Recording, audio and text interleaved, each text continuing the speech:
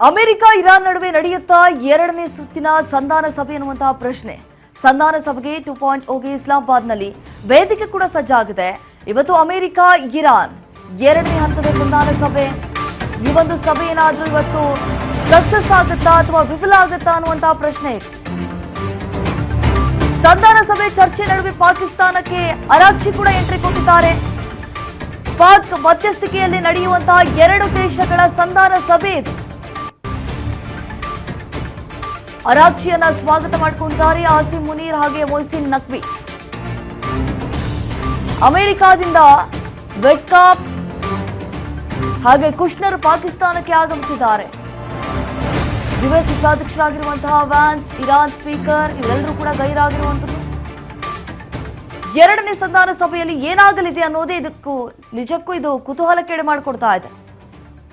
ಪಾಕಿಸ್ತಾನ ರಾಜಧಾನಿ ಇಸ್ಲಾಮಾಬಾದ್ನಲ್ಲಿ ನಡೆಯಲಿರುವಂತಹ ಸಂಧಾನ ಸಭೆ ಈ ಹಿಂದೆ ಕೂಡ ಇದೇ ಜಾಗದಲ್ಲಿ ಇದೇ ಪ್ಲೇಸ್ನಲ್ಲಿ ಒಂದು ಸುತ್ತಿನ ಶಾಂತಿ ಸಭೆ ನಡೆದಿತ್ತು. ಆ ಸಂದರ್ಭದಲ್ಲಿ ಆ ಸಭೆ ಫೇಲ್ ಆಯಿತು. ಇವತ್ತೇನಾದ್ರೂ ಸಕ್ಸಸ್ ಆಗುತ್ತಾ ಈ ಒಂದು ಸಂಧಾನ ಸಭೆ ಅನ್ನುವಂತಹ ಪ್ರಶ್ನೆ ಈಗ. ಈ ಹಿಂದೆ ಯುಎಸ್ ಉಪಾಧ್ಯಕ್ಷರಾಗಿರುವಂತಹ ವ್ಯಾನ್ಸ್ ಅವರ ಸಮ್ಮುಖದಲ್ಲೇ ನಡೆದಿತ್ತು ಸಭೆ. ಆದ್ರೆ ಈಗಾಗಲೇ ನೋಡಿ ಯುಎಸ್ ಉಪಾಧ್ಯಕ್ಷ ವ್ಯಾನ್ಸ್ ಮತ್ತು ಇರಾನ್ ಸ್ಪೀಕರ್ ಗೈರಾಗಿದ್ದಾರೆ ಎನ್ನುವಂತಹ ಮಾಹಿತಿ ಇದೆ. ಹಾಗಾದ್ರೆ ಏನಾಗುತ್ತೆ ಇವತ್ತು? ಅಮೆರಿಕ ಇರಾನ್ ನಡುವೆ ನಡೆಯುತ್ತಾ ಎರಡನೇ ಸುತ್ತಿನ ಸಂಧಾನ ಸಭೆ.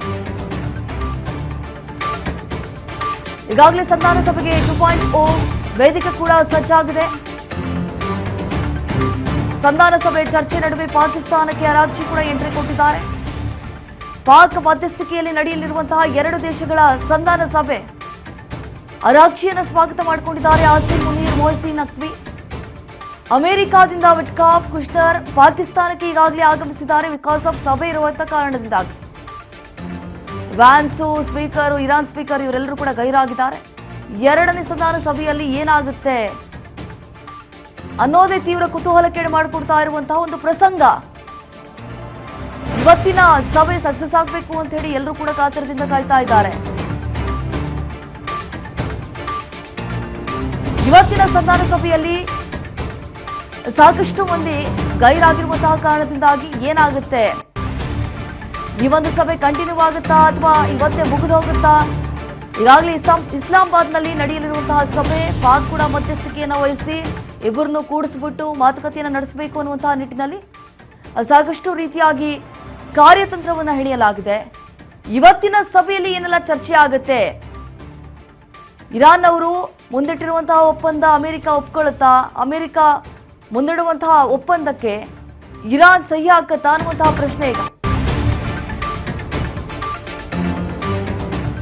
ಸಂಧಾನದ ಬಗ್ಗೆ ಇಸ್ರೇಲ್ ಅಧಿಕಾರಿ ಸ್ಫೋಟಕವಾದಂತಹ ಮಾಹಿತಿಯನ್ನ ಬಿಚ್ಚಿಟ್ಟಿದ್ದಾರೆ.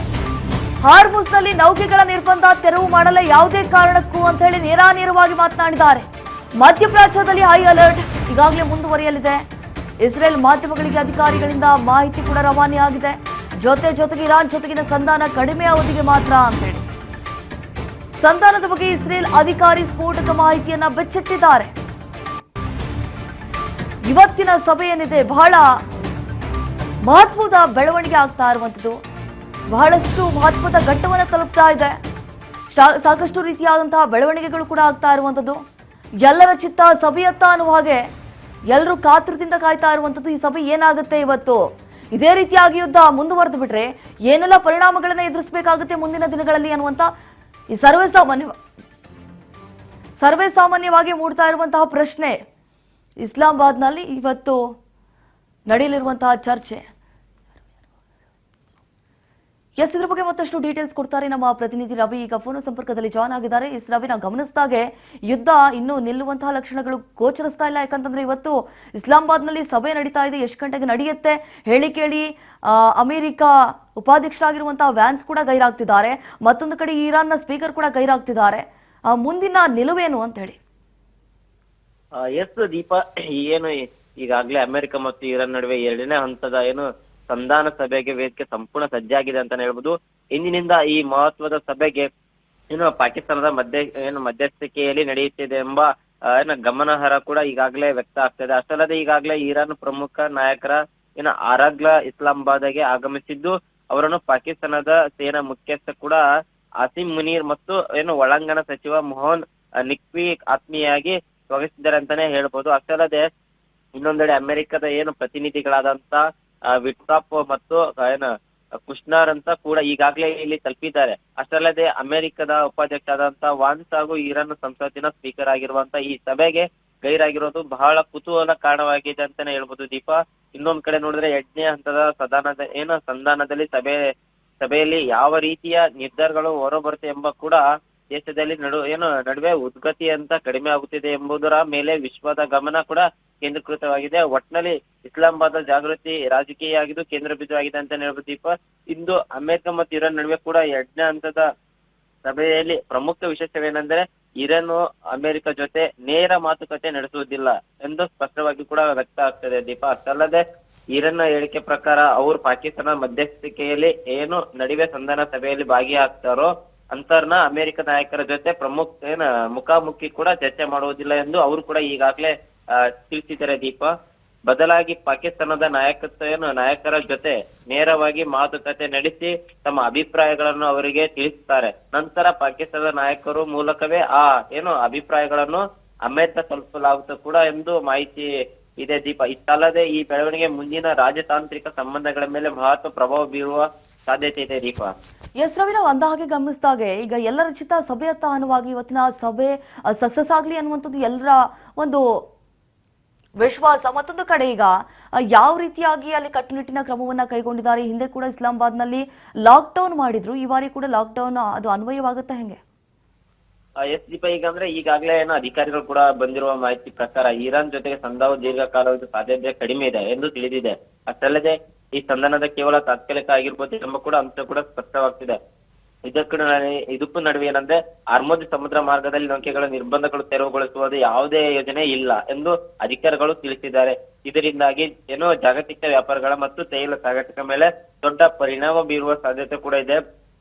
ಮಧ್ಯ ಪ್ರಾಂತ್ಯದಲ್ಲಿ ಪರಿಸ್ಥಿತಿ ಇನ್ನೂ ಉದ್ಗತವಾಗಿದ್ದು ಹೈ ಅಲರ್ಟ್ ಮುಂದುವರಿಯಲಿದೆ ಎಂದು ಕೂಡ ಯಾವುದೇ ಕ್ಷಣದಲ್ಲಿ ಪರಿಸ್ಥಿತಿ ಬದಲಾವಣೆ ಆಗುವ ಸಾಧ್ಯತೆ ಕೂಡ ಇದೆ ಎಂಬ ಎಚ್ಚರಿಕೆ ಕೂಡ ಈಗಾಗಲೇ ನೀಡಿದ್ದಾರೆ.